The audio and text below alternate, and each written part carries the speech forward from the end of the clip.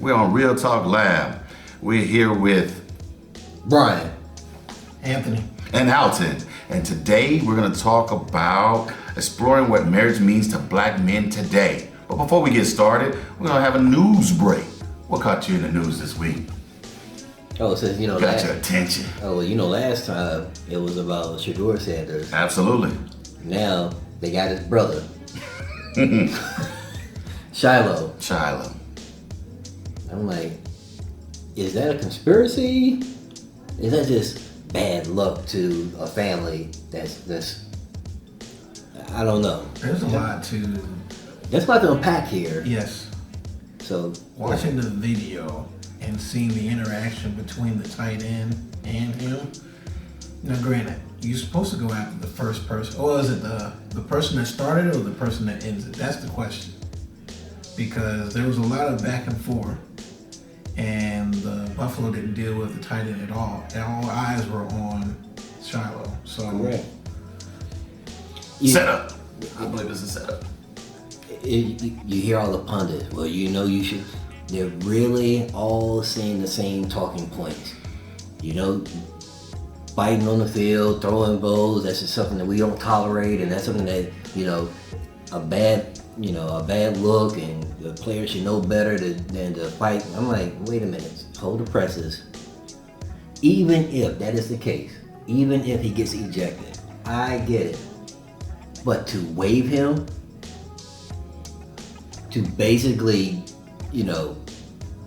cut him from the team, I mean, are we going to do that for everyone that starts fights? Because I'm pretty sure that's not the only fight that's happened in preseason and any other preseason leading up to this. This is the standard? That's a great point. I truly believe that they were going to cut him regardless, and this is just gave them a way out for their fan base not to look bad. Because now it's not on him just not being good. It's, you punch someone, and that's not our values, so you don't fall under that threshold. Now, granted, I have not followed Shiloh like I followed Shedeur, so I don't know what he has been doing, whether or not he has been a great, He's been a great player. cornerback. I don't know if he played out of position. I've seen him make good plays. Mm-hmm. So his performance, I cannot speak to, but to watch that one play go all the way, the whistle has blown. Players are standing around, and that tight end is trying to push. He was trying to make a statement with him. Was it? In my professional opinion, I agree with you. he was trying to make a statement with him. They were both going at it. They were both going at it. But Shiloh has a temper. He's always had a temper. Shiloh needs to keep himself in check at this point because all cameras shifted straight to this situation. And they were waiting. And Shiloh could have just grabbed it and threw it to the ground. That's not Shiloh's thing. If you watch Shiloh before, Shiloh going, I ain't say crash out, but he showed emotions. He threw And they were waiting. They were waiting. If he'd have did anything else besides punch, I don't know if the waiver part would have been there, but at least Shiloh wouldn't have to say he punched somebody. All cameras shifted. Brian, if you watch the video, it went, nothing else is going on. Let's see what happened. It's a Sanders. And I hate to say it, the name does ricochet in through the NFL. They're going through a lot of heat at this point. Dad is being the best version of himself. And the kids have to reap the benefits of what's going on. That's really what we're looking at. Yeah. You know what? Recently, I heard the term crash out. It has such a negative. I didn't understand what that actually meant, to be totally transparent. Crash out to me means burn out. You from a mental standpoint, you crash. I'm hearing now that term means when you throw your hands, you lose control, and you lash out. So am I understanding what that term means now? Yeah, apparently, yeah. So I was listening to a mental health kind of podcast type of research, and they were saying that crash out is starting to be a big thing now. Crash out is not somebody just, I just flipped this table for no reason at all. You've had your ends with, you've gone to somebody's taking you to the top temperature where you eat, and you really just get that mad. And it may not be based on us having a conversation to be something that's already brewing. So crash out is a real thing. But what people are doing is cashing out on it with TikTok and all this other stuff and using fake stuff to crash out. But it's not the real crash out. But crash out is a real health term. Because what made me say that is the other issue that's happened. I don't know, brothers, if y'all seen it with Raja. He's the son of Rampage.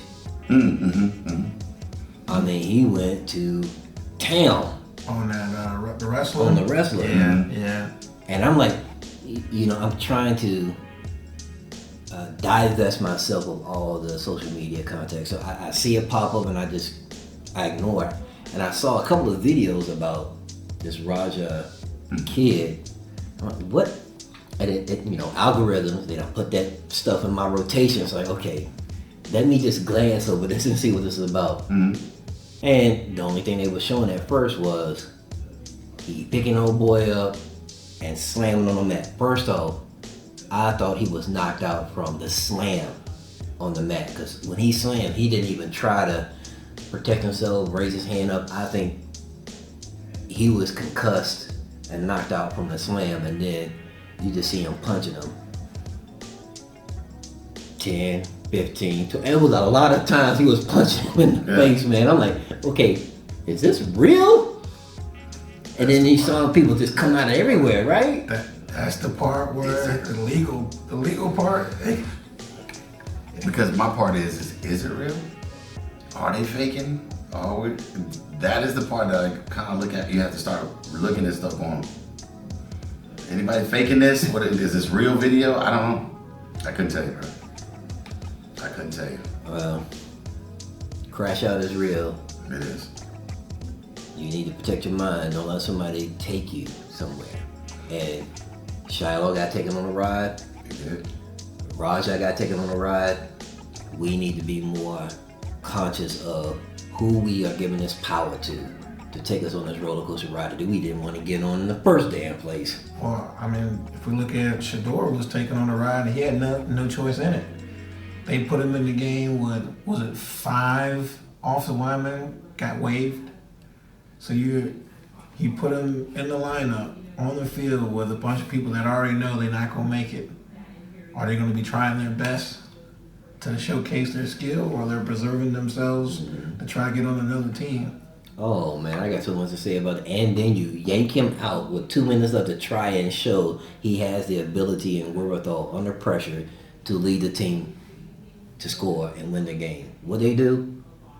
They put the backup quarterback, and they end up still cutting the quarterback the very next day. Like, make that make sense. Hold on. It's just the coaching decisions. By all means, I am not a coach. I'm not an NFL executive. I'm not in that world. Just from an observation standpoint, you have Shador playing, running for his life, and then now you had a 2-minute opportunity to win the game. Let's see what kind of character Shador is. No, you yank him out. Let's put this other quarterback in that we know we're going to cut. The next day, see what he does. Make it make sense. Help me understand the decision making in that whole thing. I wasn't the decision maker, but I get some of it. They brought Huntley in for the last 2 minutes to showcase him, because most teams will probably pick him up before they pick up Shador. That was the only out they get on now. With Shador, I really believe he should have just threw the ball out of bounds. Just throw it out of bounds. There was nothing else to do. Nobody was going to turn around. There was nobody looking to get the ball. Just throw it out of bounds. Would have changed the game. But, I mean, he's out there running for his life. I just think he should have just threw it out of bounds. I don't know, man. Some of that video they wanted to see. I'm telling you, some of this is, they're smarter than that. That's all I would say. I love the Sanders family. It's just, they're smarter than that. The punch, shit the camera straight to him. Let's put Shador out with people that's not even really to play football. Just throw the ball away. Hike, throw the ball away. What coach gonna say? They're gonna pull you out anyway. And what we would have said, oh, Shador threw the ball away. Well, who's he gonna throw it to? They would have looked at all videos. No, he ain't nobody to throw it to. Let's look at game film. He ain't no one to throw it to. He was out literally running out there. He probably hoping that he got hurt. I'm telling you. No protection. That is true, because he took a lot of sacks when he played for Colorado. So Yeah, he didn't have to take all that. This is a different playing field. This is a politic. The Shield's gonna take care of itself. That's just how it is. I was talking to him offline one time. We were talking about his team, and they have a guy on there that they're trying to sign. you're talking about the Cowboys, by the way. And they don't know if they're going to keep this linebacker or not from the Cowboys. And he doesn't know if Jerry's actually being real or not paying him, or this is all a big media hype. Just to keep the team relevant. Well, I'm glad we out of that whole contract stuff. Oh, since we signed somebody? Since we talk about signing people and not signing people. Who'd you Hold on, sign? 3 people. Go ahead. Hold on, 3 teams. You on your soapbox. Man, I'm not on the soapbox. Yeah. I'm just glad we are not in that conversation no more with Terry McLaurin. Mm-hmm. He got his contract. Mm-hmm. Team is now focused on winning. Mm-hmm. You know, unlike the Cowboys, it's just oh, y'all play the Eagles, right? We going. First game of the season, yeah. Okay. We're gonna see if y'all can pull it. I have a together. firm belief that Jerry's going to pay the money to Micah. And you won't see Micah for at least week 4. Because he hasn't played any football the whole summer. And people may... Because I think it's... Switching back. Remember how you said, you see how Shiloh was punching that guy? The camera had to shift over to Micah, laying on the... Does it really matter? Bruh, that was hilarious. But did it really matter? It's all about optics. It's all about optics. He wasn't playing. No matter how you look at it. Hey, he should have been on the line supporting his players. He should have been up there, you know, being involved. Why are you even out there? All that. But what say you? You know, that is your team. It is.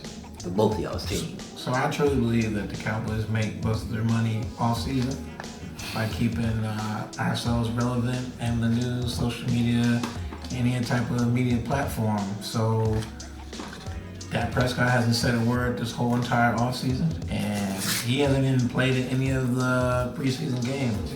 So everyone's going to be looking at that to see what he does, because they want to see him fail or they want to see him succeed. They want to see him do something. So I did see Dak jumping around on a broom or something in the practice. Did you see that same thing? He was like a, I don't you know, like the Hulk. He was doing some. He was doing some. He must have got Like it the from broom was a horse, and it was from Happy like Gilmore. lassoing around. He probably the did it from the players. Happy Gilmore movie. Okay, dude. It's anyway. All the luck to the Cowboys. All the love to him. All right, gentlemen, y'all want to go ahead and jump into this topic, exploring what marriage means to black men today. In your own words, why don't y'all just paraphrase what you felt what marriage is? Nothing in definition-wise, just what you felt growing up, what you felt, how you feel about marriage now, what you're seeing with marriage. When that word comes to your mind, marriage. Well, for me, my mom and my father weren't married. I'm sorry, they were married, and then they got a divorce. And you know, my mom got remarried, but she didn't have a very positive experience, according to her, with men in her life. And I kind of sat back and saw that, and you know, I grew up with the mentality that I would never do that to my mom. I would be upright and standing. I would treat my significant other with respect and dignity, and value her opinion, and love on her unconditionally. And I put parameters and restrictions on her, and that's how I viewed it. So I would say that marriage is a commitment. Commitment of communication and understanding. When you fall in love with someone, you literally have to take a quick future snapshot of what your possibility could be. Not saying that it's going to go in that direction, but you have to see that there is a positive ending. If you see the positive ending, then you can work towards it, and it can branch off to 20, 30, or 40 other positive things. But if you don't at least see something positive in the future, then it's not gonna work out. So knowing that there's gonna be a positive ending, knowing that you can be able to communicate, and then obviously there's a physical attraction in nature to that. So then communication is key. Not assumptions, not facial expressions, but it has to be verbal communication. It has to be in there. So as growing up, did you feel there was pressure for being married at a certain age? Did somebody make you say, oh, you gotta be married by this? I know women have a timetable. A lot of times some women grow up with that mentality of trying to figure out, what their marriage is gonna be at, where they're gonna get married, all that, like it's fairy tale process of where marriages, men typically don't have those processes. But did you feel like there was a pressure at a certain age to be married? No, for me, no. Yeah, I didn't have that pressure. My pressure was getting out, being independent, self-sufficient, being able to, support myself. And the pressure was getting out the house.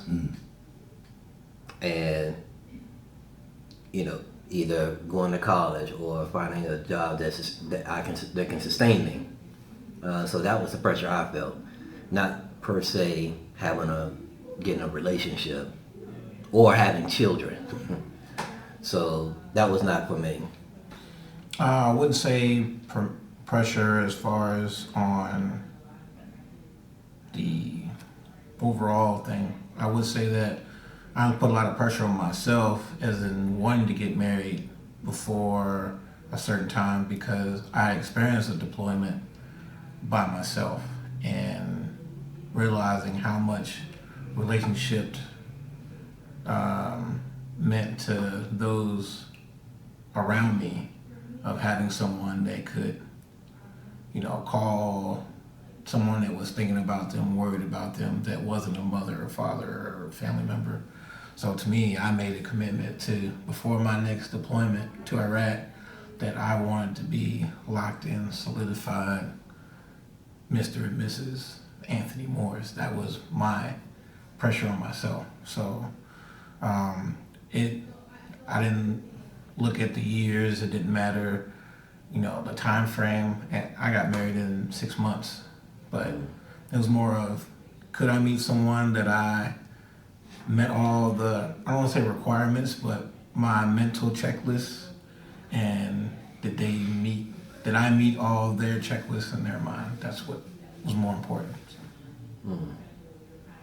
So with that, not to try to turn off a little bit, but being in the military, did y'all feel like there was more pressures being married in the military than maybe before the military? That really, you've seen your family grow up in marriages, uncles, aunts, and things like that, even neighbors are married, or you went to the grocery store, you see Mr. and Mrs. Johnson together. Were there pressures more in the military than you felt like outside the military? Okay, so for me, I had gotten married before I joined the military. Okay. So, and at that time, man, my mindset was always, and continues to be, providing for my family. What is the best way I can? I was working two jobs, 2 security jobs. They were paying pretty good, but I was like, we were still living in an apartment, and I was just like, man, there's got to be a better way to provide. And it just so happened I walked into an Army.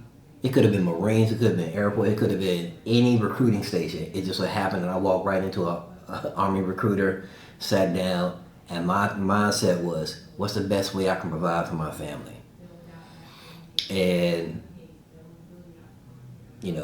That's all she wrote. I came back, and the pressure from the military. Oh, they are always asking you to put your family aside. They think the outside. Y'all can attest to this. Yeah. Oh, we gonna make sure your family's taken care of. Oh, best believe. Oh, we got an FRG. We got all this stuff. Man, when you deploy, don't worry about it. They're gonna take care of you. Yeah. We got everything in place, so you don't have to worry about your family. Yeah. We need all of your mind, and that's how they got me. Man, I was all about trying to, move ahead in my career and do all the assignments that no one else wanted to do in order to promote myself, to get myself in front. The pressure to excel in the military was harder than the marriage itself. But it let me be totally transparent. It made me put my family to the side. Okay. How about you? So I had a different experience. I was single coming into the military, and like I said, that first deployment, I came home, got off the bus, family was there, husband and spouses running up to their soldier, hugging them, and the single soldiers, we was like, hey, get your bag and get on this bus. We got on the bus, they dropped us off, and they said, we'll see you in formation in 2 days.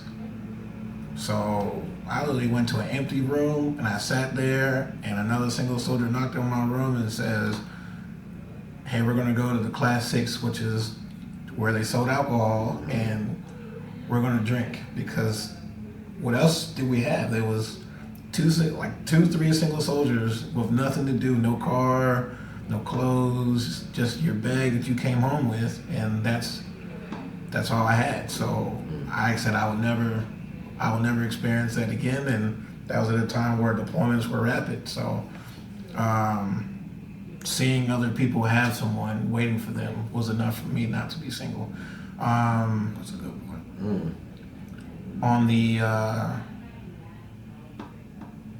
On the other side, I definitely, once again, my mental checklist, I knew the Army, for the marriage to work, that my partner had to be, or the soldier's partner had to be independent enough to maneuver and to excel on her own. So if they were already pushing for their goals without me, then I know that I could push on my goals while they're pushing on their goals, and then we could come together to meet our together goals. So I think that helped me out.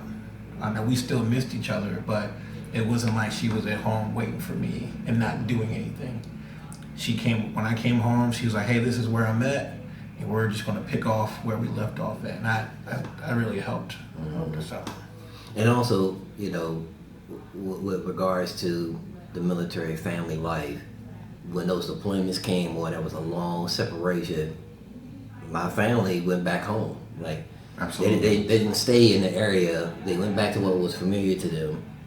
And then, as we progressed in the military with my promotions, and we started to become more seasoned and knowing the ropes a little bit more and start doing things, we didn't. My wife did not leave to go home as often. It was more because we had a nucleus. It was kids were still in school. Kids was baby when I first came in, but now they're grown. They got their own little lives they're living in. So the opportunity to go home during those deployments wasn't as vast as when we were younger. So. And a lot of research, I found that marriage itself can be emotional partnership. Some people marry for financial security. Some people marry for legacy. Some people just do it for spiritual commitment between two people. The legacy part, I would say in the last few years, for me, about 10, 12 years, has been a lot of people talking about legacy. When I was growing up, no one talked about legacy.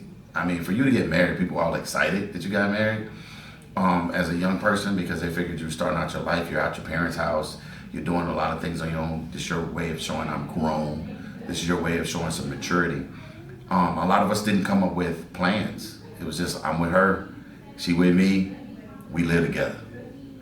And I went to work, They went to work, and we planned out things. When you had a child, everybody was excited for the child, but no one gave you a guide on what you needed to do with this child. And as a man, you took on the responsibilities of being protector. Not only now I have to protect my wife and my spouse, but I have to protect this child. And how do I do that? Watch someone else or go off of what you've seen. So as you were growing up, were there any mentors that weren't mentors that talked to you daily, but you've seen them and used some of the things that they used as guides, how they may have mentored you in conversation that helped you a little bit through your processes being married? And if you've seen unhealthy, I mean, it's a great conversation to talk about as well, because that's what we're talking about. We're exploring this. Did anyone give you that blueprint in a sense? My brother, big shout out to my brother Vegas. He was my mentor. Even though he did not go into the military, but him as a man and his interaction with his wife, his children, he set the bar for me. And every time I had a question or how do I navigate this, I would often go to him. I mean, he knew me when I was a kid all the way through, so he knew my isms, and he was my measure of success. And if I had a question, so I didn't have an actual military person per se to help me through, because everyone had, and I think we'd all contest, we don't met NCOs and leaders that had a hand in shaping you and grooming you to become who you are in the military. So that's who it was for me, and to this day. So I would say that I don't think I would say I had a mentor. There's not one person that I could contribute all my knowledge and insight on, but it's just through normal conversation. So once I got married, I started realizing that I needed to talk to other people that were married. So, to just, hey, what are y'all doing this weekend? Hey, what y'all got going on? And then that would turn into them opening up to me about their daily, ins and outs of being a father. And I'll just take a mental note. All right, well, man, that's a good idea. Or, you going out and you leaving your family at home? I don't want to do that. So I kind of just listened, watched, and from my own childhood experience, determined what type of father I wanted to be and what type of father I did not want to be. So, Would you agree? It was trial and error. Yeah. It was trial and error. Okay, I don't do it that way. Okay, all right, that was success. Oh no, I shouldn't do it that way. That's how it was for me, trial and error. So we got through some of the definitions and some of the things we talked about, just being married. Now, we're all black men, and we've been through trials and tribulations separately, fears and challenges. Now, being a black man in America and being married, was it challenging? Do you feel like it was easier because you were married, or was it easier and that just was a bonus to get married? If that makes sense. What do you Say that again. So was it easier to be married as a black man, or was it easier to not be married and just have, because you got married, it was a bonus? Like, you already was navigating in your life. Getting married was a bonus, or you needed the marriage to push you further in your life. Does that make sense? That makes sense. So, Right. and I'll articulate it in a way I think that. So I always told my wife that it was me and her against the world. Okay. However, no matter whatever conclusion, discussion that we have, it's just us. And we have to be on the same page, because I can't go and face the world and I turn around and you're not behind me. So like you weren't enemies. Like Yes. you were right. Okay. If I can charge 1,000 soldiers if I know I look back and she's beside me. I don't want her behind me. I want her beside me. Okay. Either to my left or my right. Because if I look back and she's facing the other direction, my support's gone. So that's the way that I've been able to face the world and face moving forward. Okay. I don't want to move forward if she's not beside me. Now, we might not always agree on everything, but that trust comes in there and she says, hey, I don't know which direction you're taking me, but I trust you. And that's more than enough for me to take a step. I might not be able to take 10 steps, but let me take a step and then we'll go from there. Okay. Well, for me, giving you time, Brian, to think things through. For me, this is my second marriage. My first marriage, I was young, immature. No one gave you a guide to how to navigate. I was always trying to learn myself, and she was learning, and we were both learning, and we were bumping heads. Communication was good when it was good, but when it was bad, it was horrible, to a point where we didn't support each other. We started looking over each other's back, and it became volatile to the point where we would not support each other in public or private. So it got to a point we started getting to our communication started to be yelling at each other instead of talking to each other, and then it started to be more of a separate situation than a marriage. So I didn't know even how to navigate that, and we went through that for a couple of years. The military gave me an opportunity to be more mature because I had to figure out how to support her with other entities helping me. Needless to say, it didn't work out. We ended up getting a divorce, and I got remarried. And before I got remarried, I came into that with a different plan. Challenges were going to be there. I knew that this was going to be different, but I came there with a plan of communication, talk about loyalty, talk about support, and talked about how we would go on to the future. Go ahead, Brian. Okay, so I'm on marriage number 2. Mm-hmm. And what I've learned is that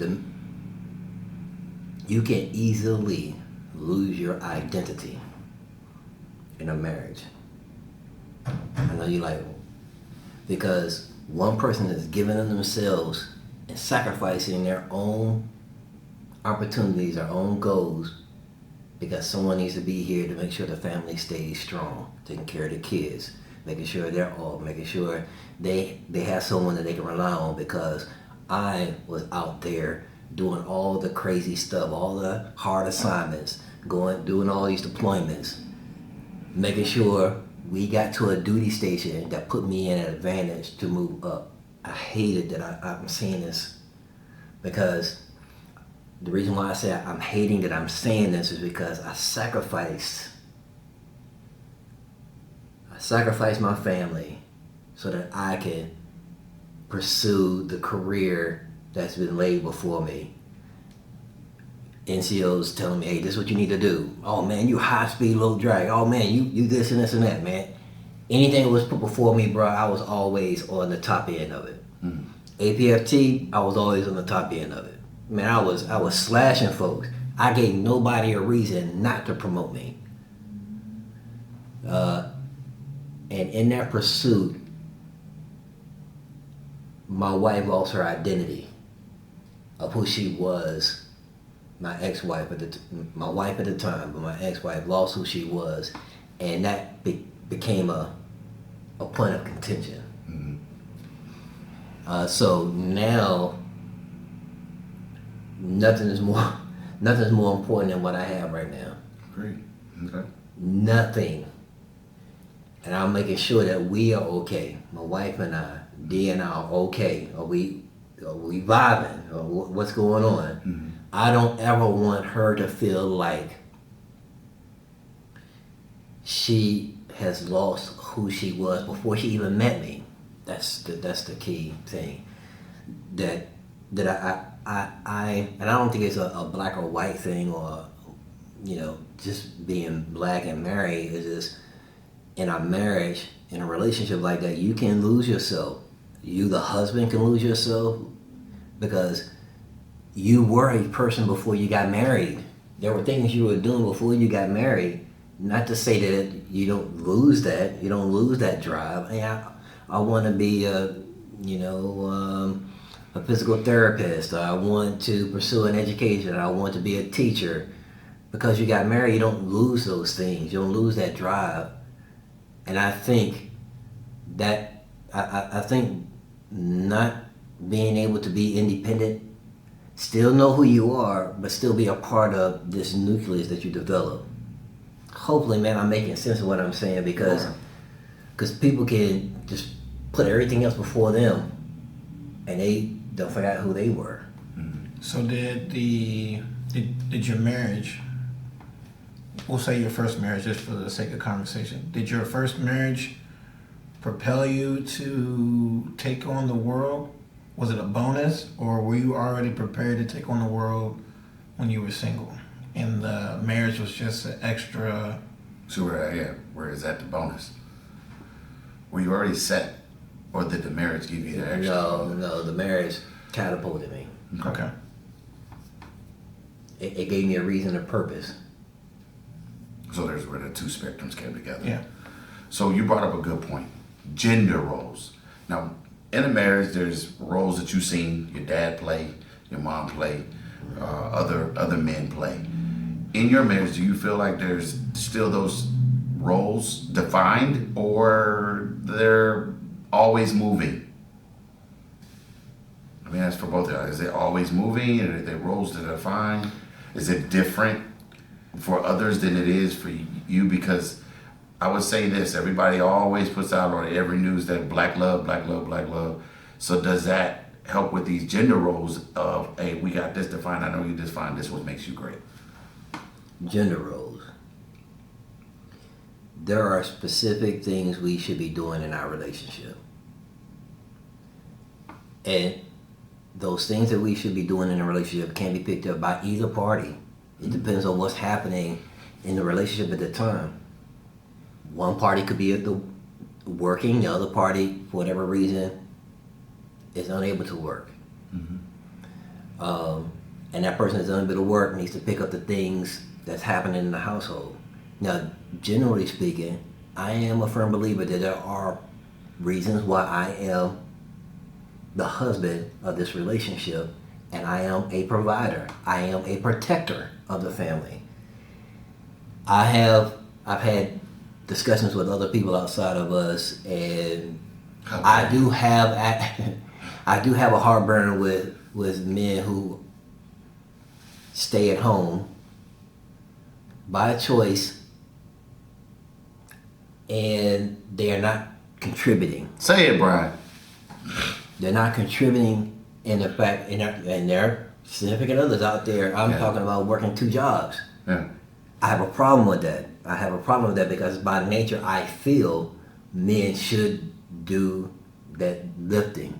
The heavy lifting. The heavy lifting. What's considered heavy lifting? Oh no, you Taking out the trash. So you are the provider. You are the protector. You Taking are out the trash. You are going out there. And I'm not going to even say both parties can, both individuals could be working. The wife could be making more money than the husband, but they contribute to the household financially. And they contribute to the raising of the kids equally.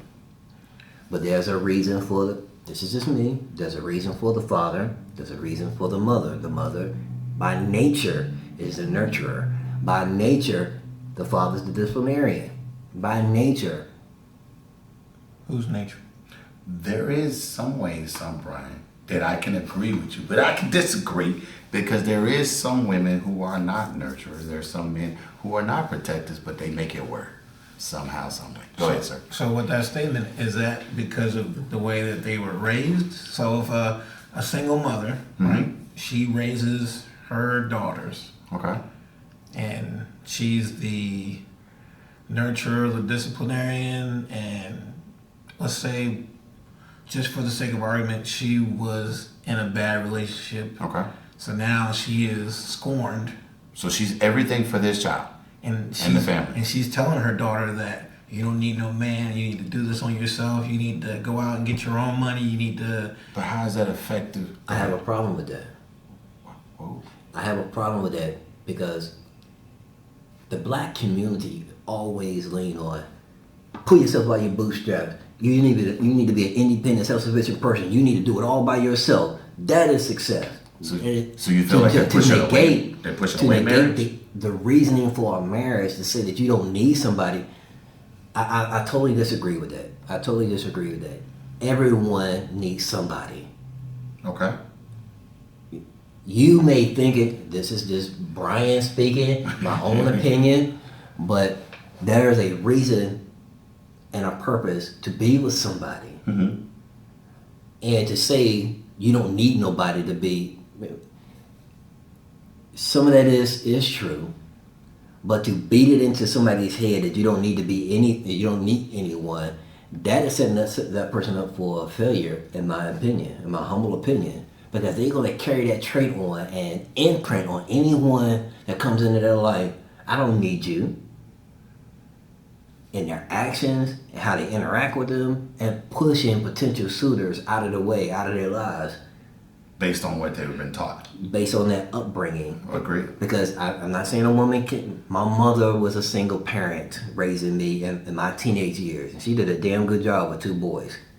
Okay? So I'm not saying a mother can't do that. A woman can't be able to do those things. But I almost guarantee you, if both people are in that household together, whether it's the father or a stepfather, there's a need base for it. Do we all agree? You're 100% right. And only thing I want to add to that though is let's go back to that single mother or father that's going through it at that point in time, and there's a lot of pressure on them, and it's hard to separate what you're going through with what you're teaching your child, because they're seeing your frustration, they're seeing you trying to navigate life as 2 people even though you're just one, and that could easily instill with them like, wow, if someone did this to my mother or father, then I don't want, I want to make sure I take care of myself before I partner with someone else. So, and usually you don't learn about those things until you do life as an adult, and then you realize like, I really do need someone, or you just stay single and still live at your parents' house at 40-something years old. If that's I'm not a doctor. I'm not a psychologist, but I'm gonna say if you talk to someone that's single,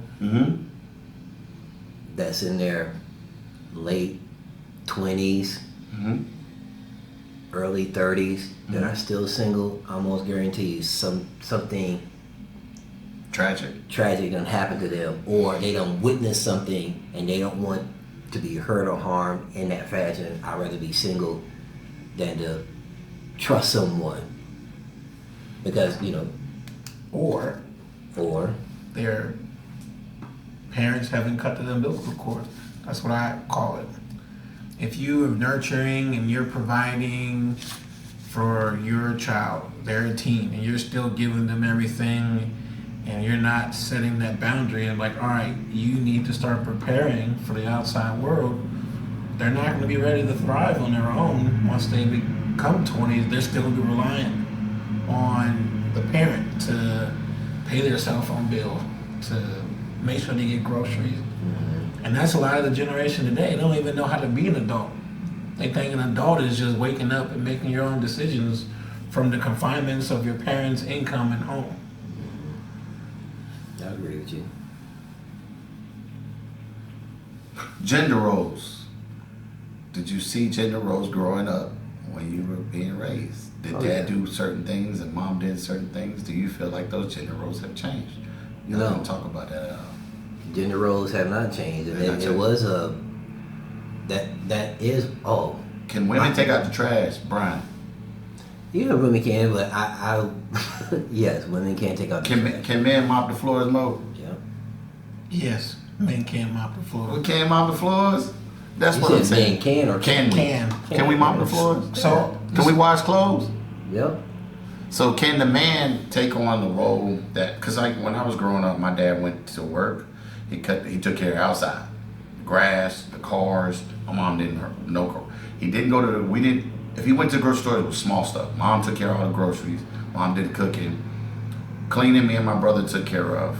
But it wasn't a lot of the switching of dad doing the cooking and mom just sitting around. Mom always took her role of what she felt like, and she supported us 100% through all that. What I'm asking is, could those roles be defined differently now as the culture has changed? Communication. Okay. So if there is an assumption that, all right, well, I cut the grass, so I ain't got to clean the inside, and there's no communication behind that, or hey, you're cooking, so I'll take care of the cars. That's all based off of assumption. So, I feel that every day, in the morning, there has to be some type of communication. Hey, you need me to cook dinner because of X, Y, and Z? Too easy, I got it. Or, hey, I cook dinner, whoever cooks dinner, the other person cleans. Or whoever is with the kids, the other person takes care of the home. Or if you're working and I'm not working, I'll take care of the laundry. So I don't think it's really based off of gender anymore. It's more based off of communication and the dynamics of the family. Going back to what you said earlier, like, kids today, they still living within the confines of their parents, right? I think parents need to instill each child the ability to be able to take care of themselves, be able to cook for themselves, be able to clean, be responsible, all of those things individually, whether you're a boy or a girl, whatever the case may be, you still need to be able to do that independently. Traditionally, I grew up with the idea, man and a woman, they meet, they fall in love, get married, they have children. That's just what I see. I don't see anything other than that. I'm sorry. You talk about natural tendencies. We talked about that, right? Yeah. So there's a thing going on. You said, what is natural? I haven't forgot that statement you said earlier. You said, what is natural to that statement I made? I did. And I was like, well, generally speaking, women are nurturers. They're the caregivers. They're the birthers of everything that we have. Every human life came from a woman. We would really assume every bit of what you said, Brian, but you did give us a scenario of a situation of a family member who were female that you felt like she wasn't nurturing. We don't have to go into it, but you know what I'm saying, that it was so I don't think all cases are the same, but generally speaking, you would think that the nurturing comes from that process of life. There are onesies and twosies, and one example you can pull to show otherwise, but generally speaking, You would think, okay, got you. women are nurturers. The women that I have grown up around, that's exactly who they were. Could men be that way? Can men be nurturers? More nurturing than, could they be the more Men can do those roles, but by nature we are the protectors. So I would say, and I've done a little bit of research on this because I found it very intriguing, and I find it intriguing only because, my son is going to be an adult, and I need to prepare him for the time where he says that he is going to pursue, a woman. And I know now it's harder for the dating for young men and men now is a lot harder than it was when I was dating. So there's a term called modern women, and there's a term that's called the traditional, which is usually in like third world countries. So Okay. and the term for people that go to third world countries looking for a traditional woman, they call them passport brothers. So people that go to places like the Philippines, Thailand, those countries where, the women are used to cleaning, cooking, nurturing, and they're not out there trying to be CEOs or go to get college degrees.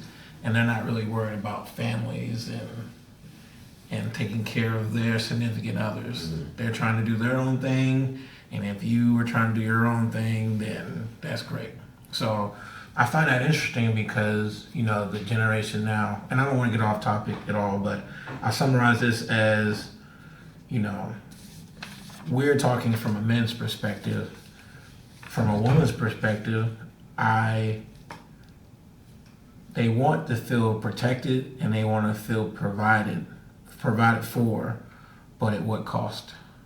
What do they lose in order to fall under that umbrella of the man? I think that's where it is in today's culture. Their identity. That's what they lose. Well, are you saying that that's what they're... That's what I had experienced. And all of that went down in my previous marriage was the loss of who they were. Yes. And I don't subscribe to the whole women should be, damn it, barefoot and pregnant, washing clothes, and I don't subscribe to that. I want to make sure I'm very clear on that. I'm just talking about the purpose of women in a marriage is the nurturing and the comforting and the things that women provide. We should have a woman on here to be able to speak to. We will have a part 2 of this. We should have a part 2, because I don't want it to be one-sided on this matter, because I'm pretty sure a woman will have some things to say about what we think right now.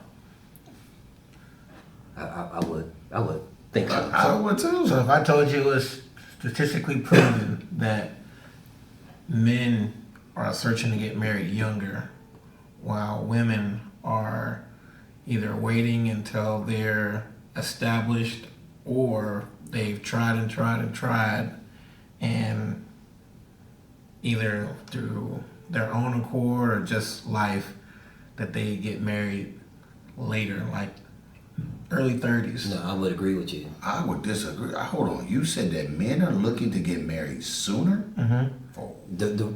The roles have reversed. You're talking about now? Now. Oh, okay. Yeah, all right. now. The roles have reversed. Marriage. Women are more apt to seek their careers first. Well, I can understand because they don't want to get caught into, like you said, losing their identity, having kids, and now not being who they thought they could have been. Mm-hmm. And that would be a great discussion for the next one as well, how women lose their identity in a marriage and how men sometimes suffocate that because of fear. Some men don't want their wives to go out and have a job because now she has to interact with other people. That caveman type of thing. I want to keep everything in-house. I don't want her out there because now she has to interact with other people. I'm self-conscious. I'm fearful. I'm turmoil mentally. I don't know if I want her out there and have to deal with that challenge. And I have don't have nowhere to protect her, nowhere to find out who and what she's talking about. Now it takes away from her. Some men can't handle that. So it is a great discussion on that part. So gentlemen, I did have some more questions for you. As a black man, did you ever feel like there were some fears or challenges being married?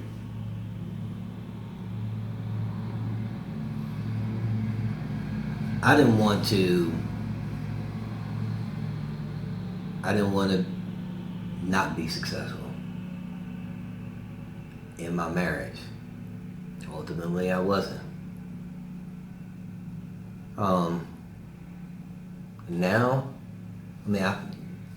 you learn and you grow. Mm-hmm. And I think as a result of the things that I went through has made me better mentally and more understanding of my wife currently. Mm-hmm. So the biggest fear is the impact of my children. They're now adults now. They're not babies anymore. So they're adults now, but how that impacted them. Yeah. I would say that if I could talk to my younger self, just got married, and we've been married about 18 years now. Congratulations, bro. That's good. Thanks.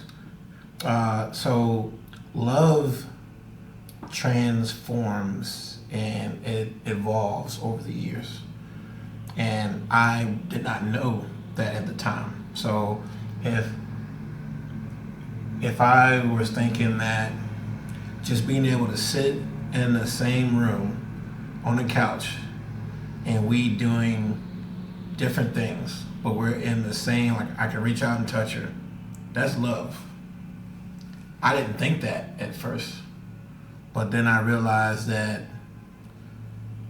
you know, sometimes we have to unpack our day in our own way, and then we could just come together and laugh and joke for a quick minute and then go back to either unstressing or relaxing or taking a mental break. Because just knowing that she's there, I'm there, and we're not out doing, you know, because we got plenty of rooms, right? So we're making a choice to sit in the couch together. That's a form of love. To me, I didn't really think that was love at the time. I'm like, man, why are we not talking? Why are we not communicating?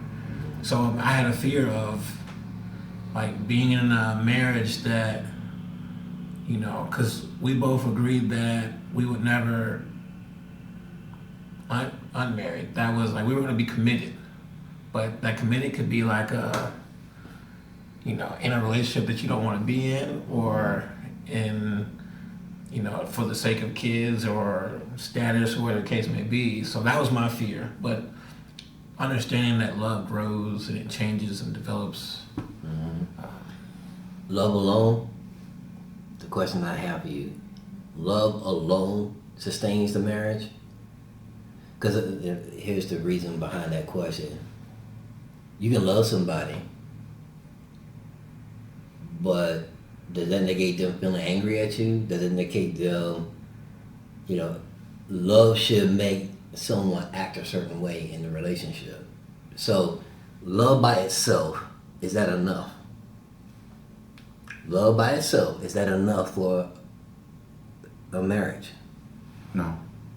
I think that there has to be some discipline. It has to be some communication. It has to be some understanding. Because love itself, one day I always tell the joke, love can't pay bills, but love itself can't just propel you through. It helps that you love that person because now you take that time out to think about certain things you may say, certain way you may act, so that you don't hurt their feelings, but you allow them to understand where you're at. If you're angry, I'm angry. And I'm gonna let you know I'm angry. And you look at them, you may smile. I'm angry, I'm getting ready to go in another room because I might say something. With somebody you may not love, there may not be a filter or discipline for it. So that's my answer to that.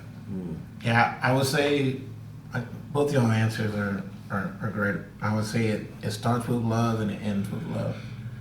But there's got to be some meat on the bone. Love is just, it softens the blow and it reconciles at the end. But communication has to be a part of it. Okay. So going back to that question about the fears and challenges. For me, my first marriage, like I said, I was very immature, and I was married to a black woman at that point in time. And only using this as a reference. We were young, we went through things, we had children, and then after the divorce, I got remarried to a white woman that was not typically into the sanctity of marriage, but could not see herself not being married to me because I'm that good, Brian. Nah, but we came together, and the hardest part about that was the fear of the outside world. How to be disciplined when others people didn't look or frown upon it.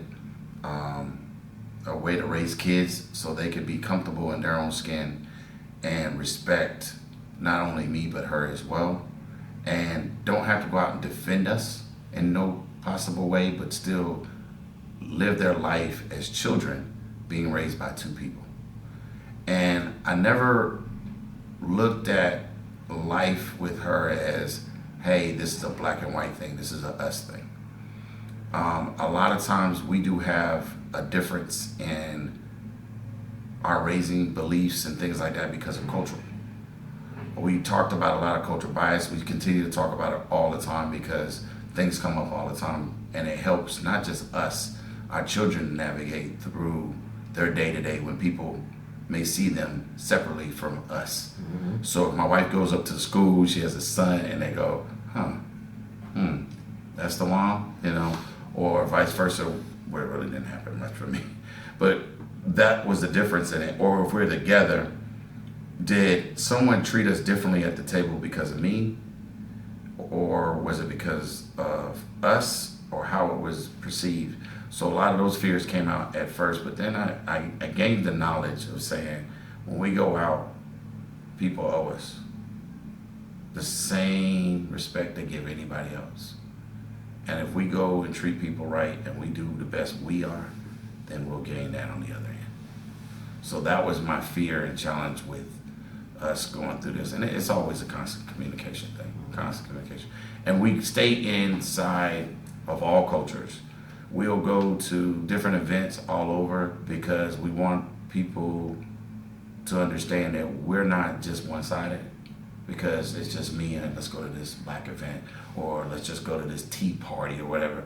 And we stand on what we stand on as a couple and what we raise our kids as. My parents accept her as well, family members too. Not all, but a lot of family members do, based on how I present us as a couple. So that was my fear and challenge when it came to marriage. So when it comes to marriage, it says there's a difference in marriage and partnerships. We've seen this growing up. Some people were together but weren't married, and they felt like marriage was just a paper and we together, and they call that cohabitation, and they call it a partnership, and they stayed together because I love you, you love me, we got to understand it. Respectfully, we all took it as what it is. Do you feel like they should have got married even though they're just in a partnership? They may be together because they feel like if the paper comes there, it puts more pressure on them. Some people are married because they don't want to get divorced. Some people stay married because they don't want to take the financial loss. So they stay in that partnership. Do you feel like marriage versus partnership? Well, I have a very 10 toes down statement on that. Okay. No, get married. Get married. Okay. Why are you fearful of it? If you love this person the way you say you do, go ahead and commit all the way and make it legal. Because we all know, it's not legal. In some states you have common law marriages, where they still enforce legally anything that happens. And then we're talking about in case something does happen to someone dies. What happens? There's no legal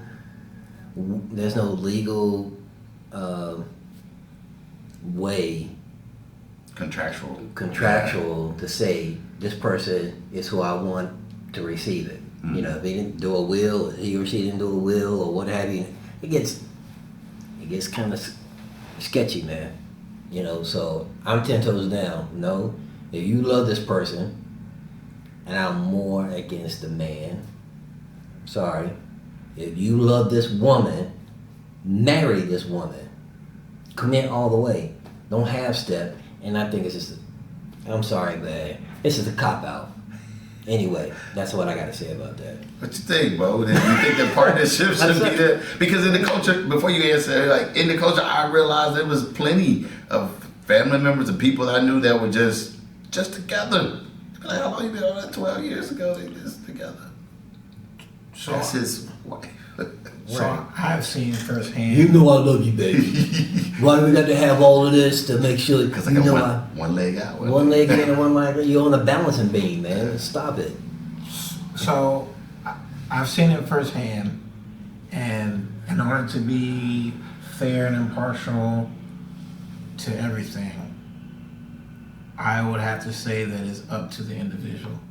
And the reason why is You right? grandfather,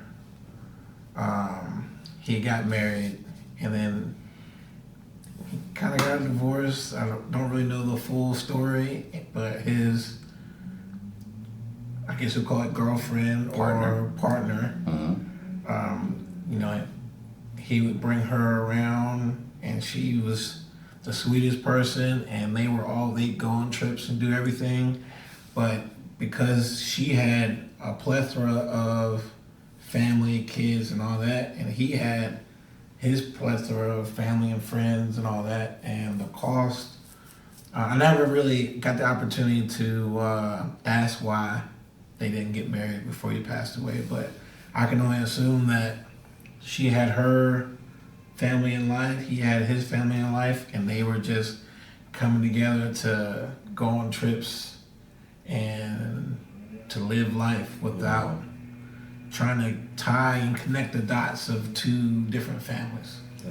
Now, you asked me personally what I thought. I can accept anybody's decision on what they want to do because, like you said, that's their life. If these two are making a decision like that and they both are in line, whatever floats your boat, go for it. I am not going to imprint on them or show disgust that I don't think that's how you should be operating.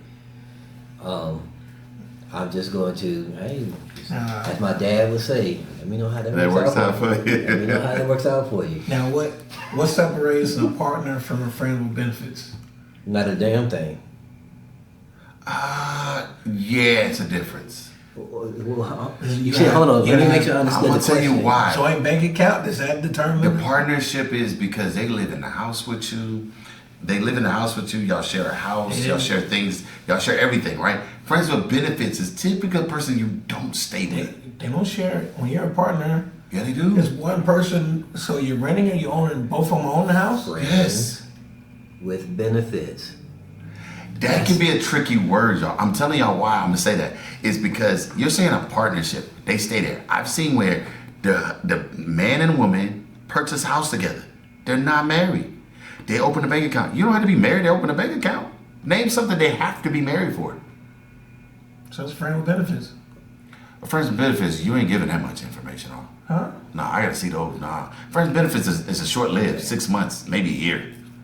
Partnership is like So 10 does to it 12. start off with the friends with benefits and then turn into a partner? Yeah, it's a pregame, preseason. I'm going to go on the record and say Go ahead. there is a difference. At first, I responded quickly, but I digress. Been married too long. I don't know these. So, partnership and friends with benefits is totally different. Friends with benefits is a sexual thing. That's it. But Know what the benefits is? With no commitment. No commitment. No commitment to each other, and y'all just willy-nilly having a good time until I'm pregnant. Now you done open up a whole Now we got can a of worms. partnership. We went from preseason to now No, regular. I'm in this for the long haul, 18 years. You got me now. But what were you about to say? Go ahead. no, so it starts off as friends with benefits and then it turns into a partnership. It could. I- It could. Most of the time that I've heard, friends and benefits are temporary. It's a temporary situation. So With the idea you can see other people. Yeah.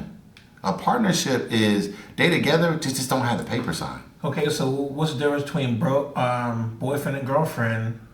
And because for me, I've never understood anything that's not married is the same to me. Commitment. Anything that's not documented is the same. So you could be fiance so and so for 10 years and never get a commit.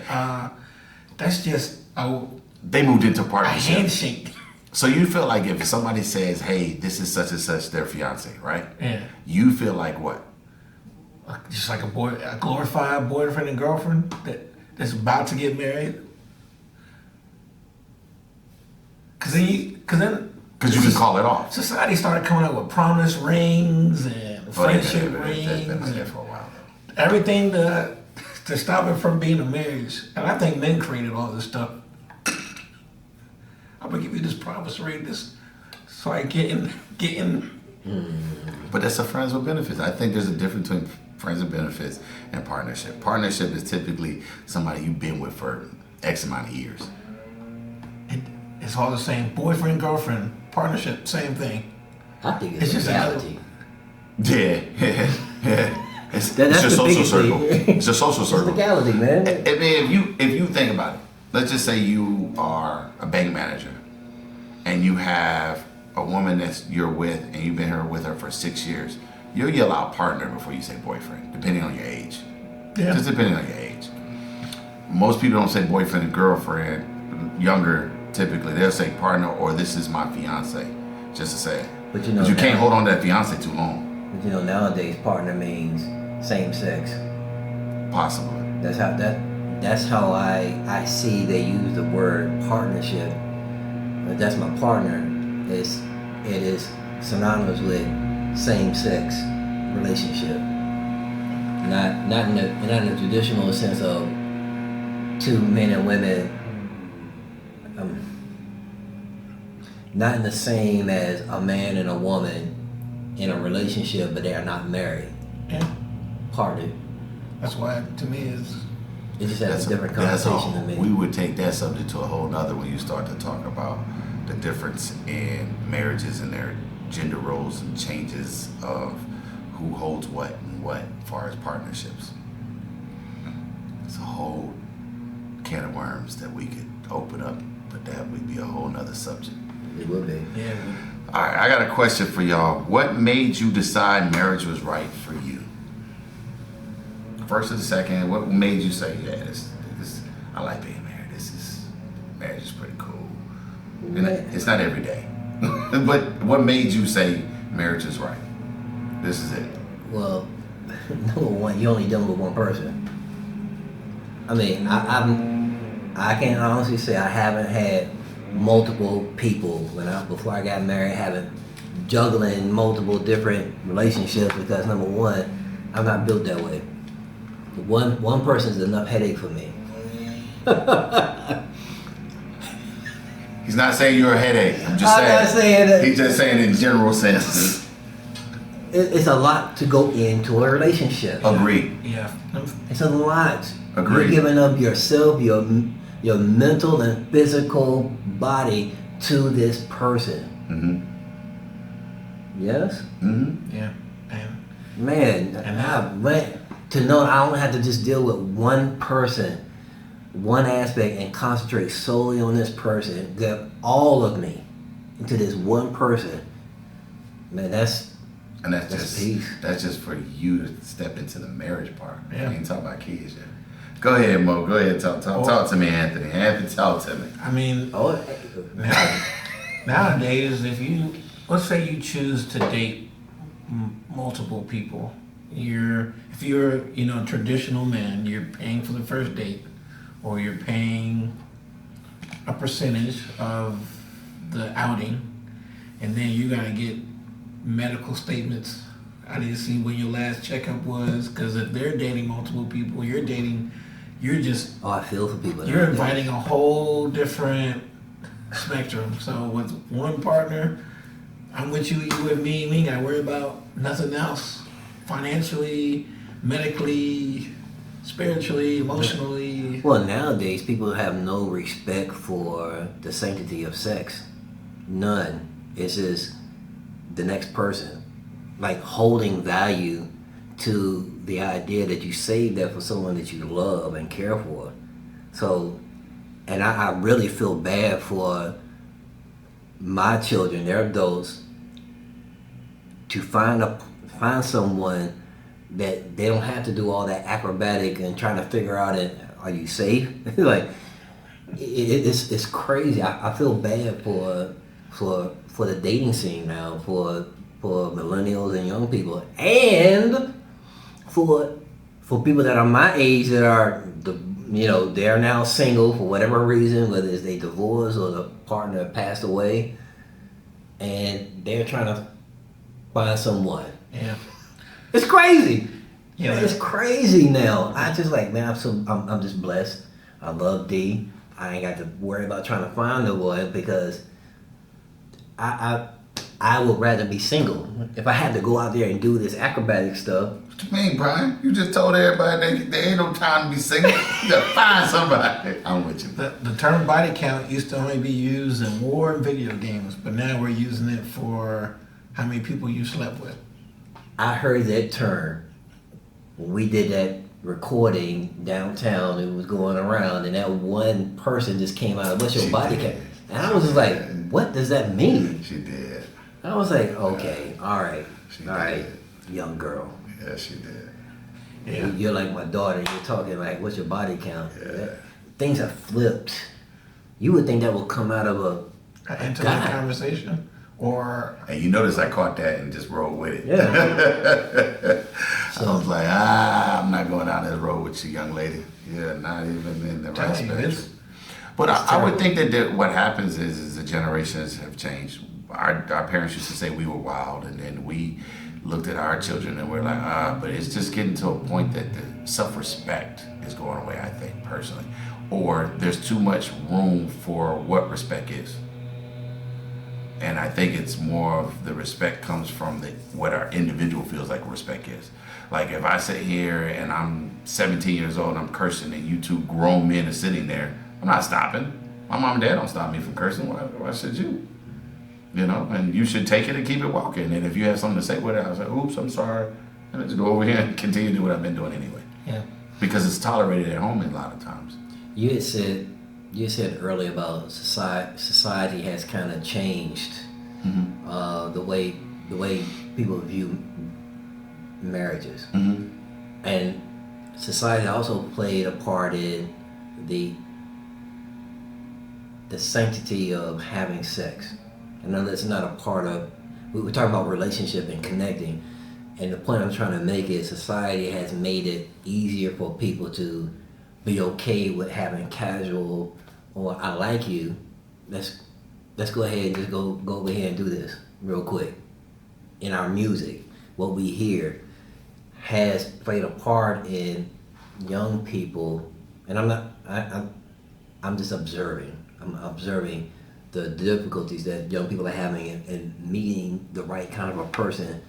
It's different when you met Tasha. It's different when I met Dee. You know, it was different when you met, you know, Michelle. It was, things are just harder to find compatible people that are like-minded like you. We talk about what are the connecting things that we have in common with each other. You got to go even deeper than just that. You got to ask hard questions like how many partners you have. What? That wasn't even in my vocabulary back in my younger days. To know that. I mean, I'm glad I didn't fall into any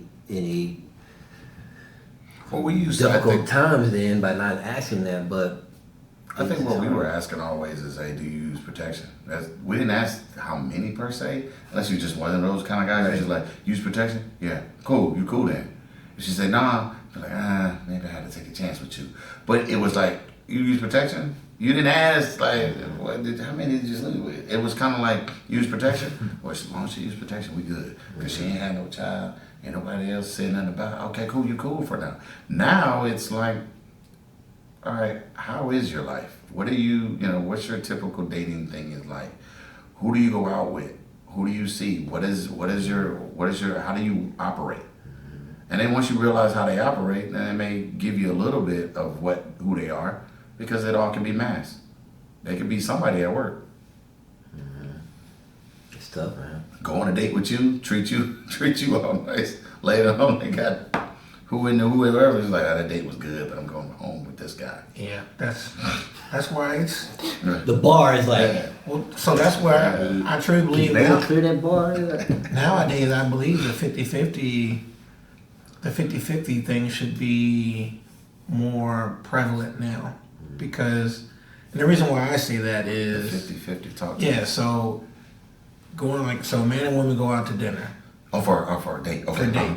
I think it should be 50-50 because back in the day it was, all right, I'm paying. There's an opportunity to leave somewhere. So if we're trying to get out of that habit of paying equals this, then let's go 50-50. And then if something happens, great. If it doesn't, we both went in there equally. That's just my thought process. I know how to solve problems. I'm from the old school, man. The old school. No, I'm taking a woman out on a date. I am taking her out on a date. So, and boom, It depends on that's who's how it is. initiating. But just like Alton just said, you take a girl on a date, and then So she goes girls sleep are with asking someone guys else. out on a date. Some are. In some aspects, they are. Even okay, I'm gonna go out on the table. Okay. I'm gonna go all the way out. Even if a girl asks me out on a date, I'm still That's- bitter because that's It's just respectful of your standards. Okay. Okay. that's just how it is. So, let's say you're single. You ask a girl on a date. You take her to a nice restaurant. She says, "I had a great time." You drop her back off. She calls her another dude that she goes and has an intimate relationship with. What did you? The whole time she's thinking that, and I'm not saying every person like this, but if you're going in there because you have feelings for this individual, and that individual's like, I'm getting a free meal because I know he's going to take care of it, that But that's- automatically takes away. Right, but that's the ebb and flow of meeting people. I mean, you're not gonna, you can't know what the other person is thinking. You can only control what you do. And hopefully, I would think by the way I conduct myself, by the way I interact with her, that there's some mutual, okay, I kind of like, I think you're fine too. Okay, all right. Hey, I got a place we want to go to. Are you available at 7? Okay, great. Hey, I'll pick you up. Let's go out. I cannot assume can't that she is going to go out there and go some. And if she does, you have to. You I have to be willing to let her go. gotta cut sling low. Once I know that, okay, I'm not who you wanted to be with, because I have a standard. Y'all say that, but I would say this: if you go out on a date with a young lady or a woman, you go out on a date with a woman, and it says it's Friday night, and y'all go on that date, and she says, "I would love to see you again," right? Doesn't matter what she do that night, because that date was just a date. If she calls you on Sunday, she say, "I would like to have lunch with you on Sunday." Y'all go to lunch on Sunday. So you still cannot, from those two situations, form an opinion of what's going on. We're just dating. That's a part of dating. That's expensive. It's That's a hobby. if you can't get in that pool of water, sit on the sideline and watch everyone else. That's a That's hobby. my point. That's my point. That's- If that's you dating. can't afford to I- get out there, you better go work on your damn self. I respect Build some both of y'all conditions. views. I just view it differently. I'm just saying that that's the dating pool. You go out on dates, you go out on Sunday. She may not see you for another week. She says, "I got to work this week." She calls you back. Y'all communicating in between. You go on the next date, let's say Saturday, right? She wants to go out with her friends and you. What do you think she brought the friends for? To vet They're you. vetting you now. She may be still with the same guy, her ex, for another week. And all of a sudden she says, they say, "Girl, this is a good one. Hey, ex, we done." So let me ask you a question. Hold on, before you go, Oh, go to ahead. that question. Go ahead. What you're talking about, that 50-50 is like a friends.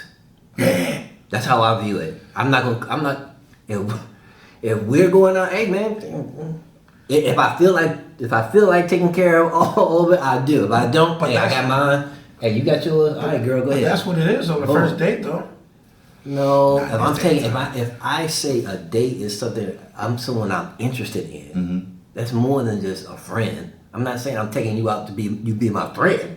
No, I'm dating you. I'm courting you. I'm taking you out because I think we have something more than just that. Eventually, I would look to see this to be a little bit more than what. And eventually, the single individual would be more inclined to pay for things. But if it's not, In my articulation of me courting this young lady, she's gonna know that I want more than just friendship right, when I'm taking her you out. telling your age, we don't use courting anymore. I know. I love the word court. That's smooth. That's smooth. You know what I'm saying? But I would honestly say that. I would tell you how you get out of all this. You ready? You want to do 50-50? Why don't we just go to coffee?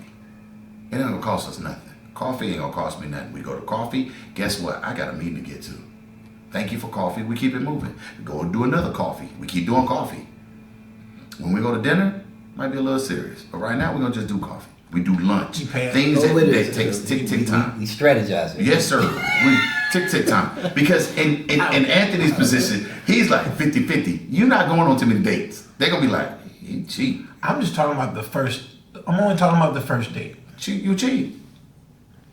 first impressions are lasting, bro. You cheat. You made a hurdle. I have a friend of mine that lives in Maryland. If you've talked to him, y'all talked to him before. And he says that if he don't take the girl out on that first date and she realizes that he has his own established money, then he'll get a second date. If she has to pay anything on that date, he won't get the second date. Period. It's been going on for years. He'll go on date. If he kind of sketchy, he ain't getting a second date. You gotta be yourself. Now, So the but now there is a mindset though. Now I'll go to it. When women are thinking, "Oh, you better take care of the person," and then we ain't. But that's the whole courting part. I know you the old dated word, but that's the courting part. You should be feeling somebody out before you say, "Hey, let's go out on this." To see where they stand. Okay. Obviously, you should be observing her. You should be looking at how she's conducting herself to see if she says or has that mindset of Reaching for a card. gold digging mindset before you even extend that. So it's not an automatic thing. That's what I'm saying. What's not automatic? It's not automatically that the man should pay for the meal. I don't think Should it be how the night goes? Well, no, hold on, because hold on. Brian said he came there with the mentality or the process of this is gonna happen. I got it. That's his mentality. If I initiated it, it's mine. Regardless of what she Regardless. orders. If she don't take a bite of her food, she says, "Let me get it to go." That's fine. Then that's an indication that Then we won't have this. We won't have this anymore. So it's just a loss. And that's part of dating. It is an L. Yeah. It's okay. If you think- stroke every time, Hey, well, this is y'all have to understand too. Dating starts on that online thing, so they talk back and forth. Then they get to the phone. Before What you get is to the that? part, you get to the part where you start eating. Who do that now? Before you get to the start part of eating, you gotta. You talking about? man, Hey, you talking about going now? on a date Yes. is like interacting, talking, and hey, I just met you. It starts here. I've never. It starts here. Are you talking about now or back? Now Back then and now. Now Just it me. starts from the If phone. I was in that and you position. go back and forth the phone. Then you say, "Hey, would you like to meet?" Yeah, we'll meet. But that's a week or 2 weeks talking. Yeah, but you don't. Everybody's on their A game then, so you're not gonna get a true representation. You're right. of the That's why you go individual. on coffee dates. Hold on, dog. Hold on. First off, how many dates are y'all trying to go on? I mean, because you're talking about that's a financial commitment. I mean, like, damn, how many dates are you trying to do? Like, I mean, anyway, I digress. I'm not going on a date every week or 2 times a week to go meet somebody if I was in that single state. What you talking about with one individual? So Am I lost in that? I see what you're hold saying. on, wait a minute. So you want to cut this and then continue to talk? yeah, we. Can, All right. So this is Real Talk. We've had a great conversation about exploring marriages, meaning that the meaning of what it means to a black man in America today in marriages. We had a great discussion. We will have a part 2 to this. So I'm signing out, Alton. Brian. Anthony.